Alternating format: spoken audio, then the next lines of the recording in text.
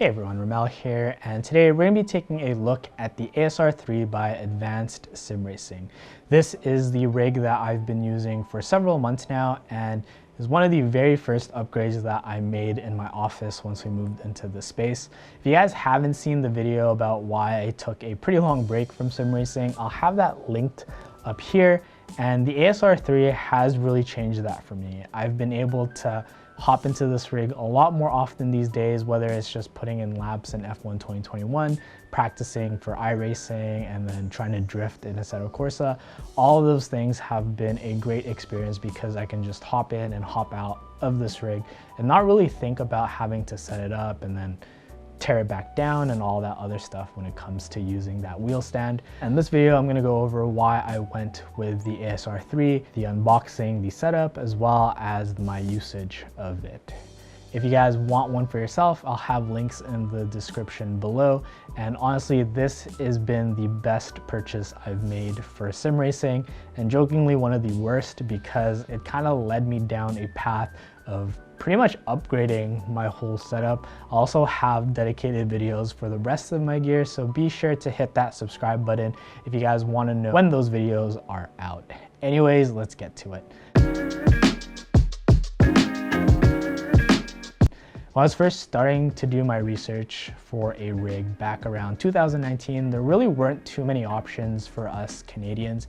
You either had to order from Europe or from the States, and those had some pretty high shipping fees as well as duties when it got into Canada. There were some Canadian options, but they had their own markup, their own fees, and their own shipping rates, and it ended up being almost the same as getting it directly from a manufacturer, which really didn't make sense for me at the time. When I was doing my research again last year for a rig, Advanced Sim Racing kind of came up at the top for what I was looking for in terms of budget, shipping, and quality product. Advanced Sim Racing is a company based out of Quebec, and they offer full aluminum rigs, and they offer free shipping in Canada as well as the US, and they also have a European site now. So if you're in Europe or the US or Canada, be sure to check out their site and take a look at the rigs that they offer. Their rigs include the ASR1, the ASR3, the ASR4, and the ASR6. These are all priced between $450 to $1,100 Canadian. I decided to go with the ASR3 because at the time, I only had the CSW 1.0 and I wasn't planning on upgrading anytime soon.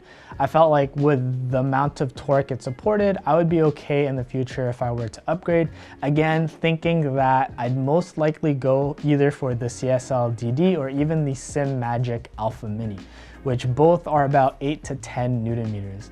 Spoiler alert, I didn't end up with either of those, and I ended up with a 20 Newton meter wheelbase, and I only run it about 8 Newton meters, which is perfect for the ASR3. I also double checked with Advanced Sim Racing, and they said that I should be able to crank it up a bit higher, but I don't think I'm gonna crank it up higher anytime soon.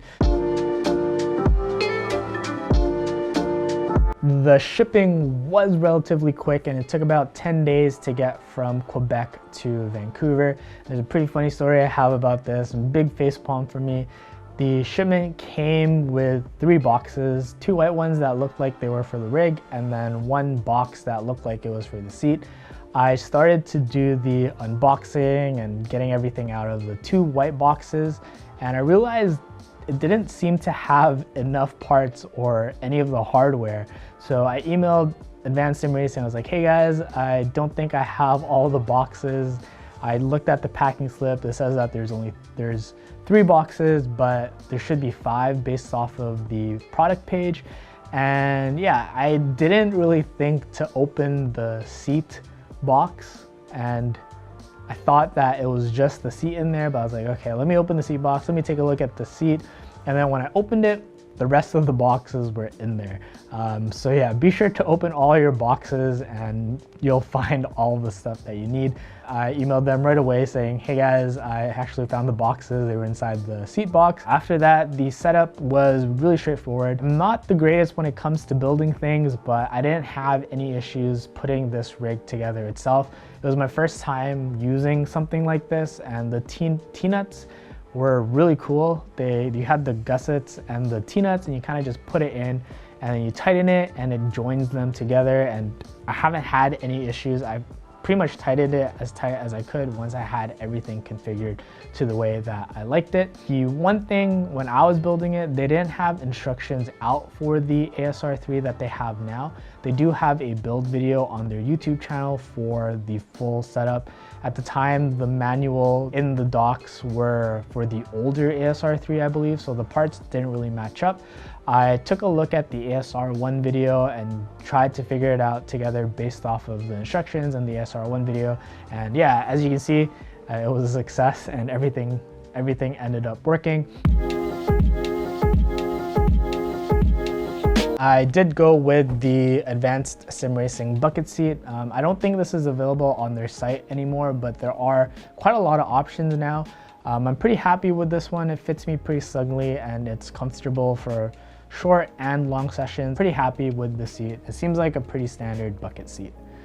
I originally had the standard wheel deck, but as you can see, I have the front mount now. The standard wheel deck did support the CSW 1.0, and it does support a lot of the other wheels that you can mount from the bottom.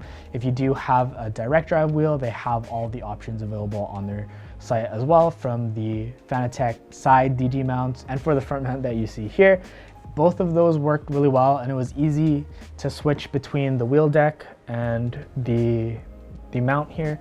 The shifter arm is also really sturdy, and for me, I have it mounted on the left side because I only drive JDM cars when I use the shifter, and I'm mostly just attempting to drift or I'm on SRP when I have it, so the left side made the most sense. But honestly, it's because if I had it on the right hand side, I would not be able to get into this rig at all. But it just so happens that, yeah, when I'm using the shifter or the handbrake, I'm drifting, and those are right hand drives. The pedal mount I have is the standard steel pedal plate without any of the extra adjustments, and I was able to mount my sprint pedals on this with no issues, as well as the CSL pedals, no issues there as well. The one thing that I needed to get once I did have the sprints is the heel rest to make it a little bit more comfortable for me when I'm using the sprints. I didn't have to when I had the CSL Elites. Kind of had its own plate.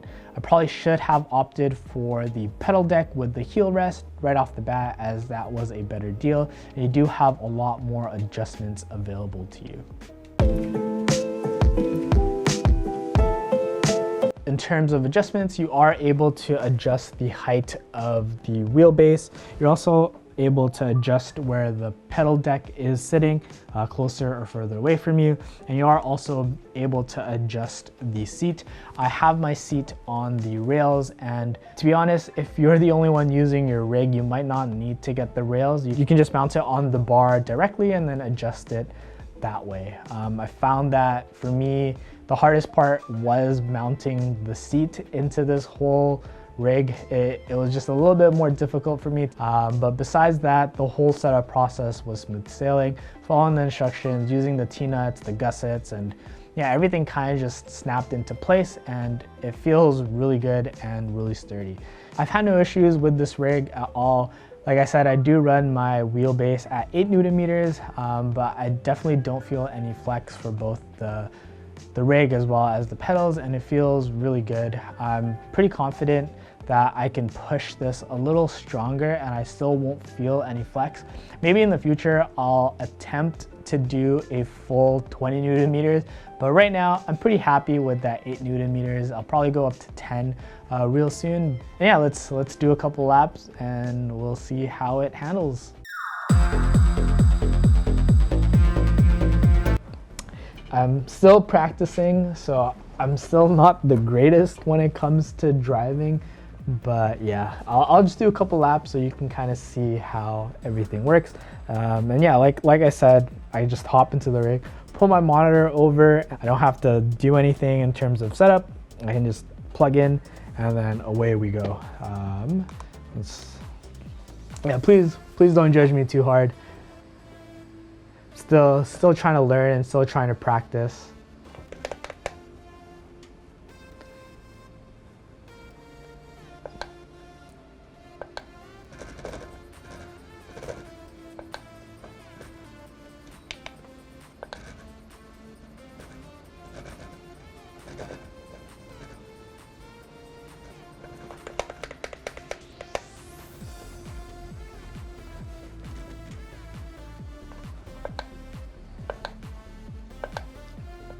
Kind of saved it there.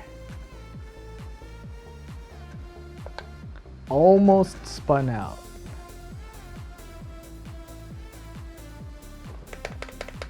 And definitely missed my turning point there. But yeah, we'll keep going.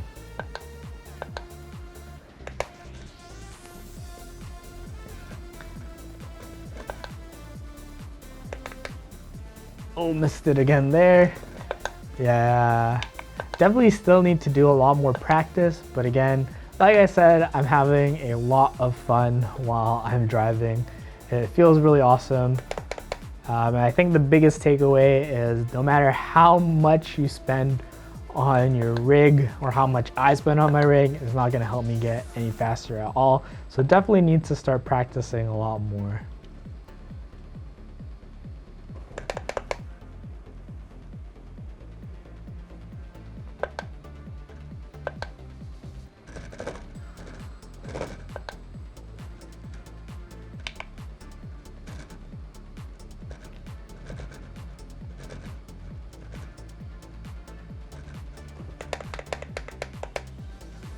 I think I slowed down way too much there.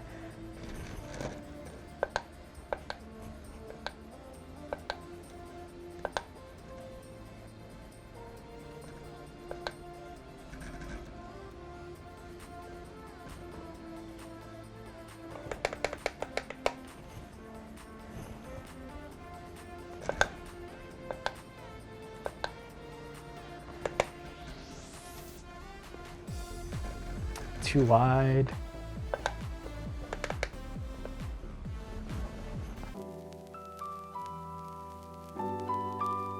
And anyways, that's gonna be it for this video. I hope you guys enjoyed it. If you have any questions about the ASR3, feel free to leave them in the description down below. I'll do my best to answer them. Like I said, I do have a full review planned for the wheel, the wheelbase, and my pedals. And hit the subscribe button if you want to know when those are out. And I am still practicing, still trying to get better. I mostly do this for fun, but hopefully one day I'm going to be fast enough and competitive enough to actually get some good quality races. And yeah, if you guys don't follow me on my socials, they're all at ROMELDRIS. I've been posting a lot more on Twitter and TikTok and Instagram these days, so be sure to leave me a follow there if you want to see more of my content. But that's gonna be it for this one. I will catch you guys in the next one.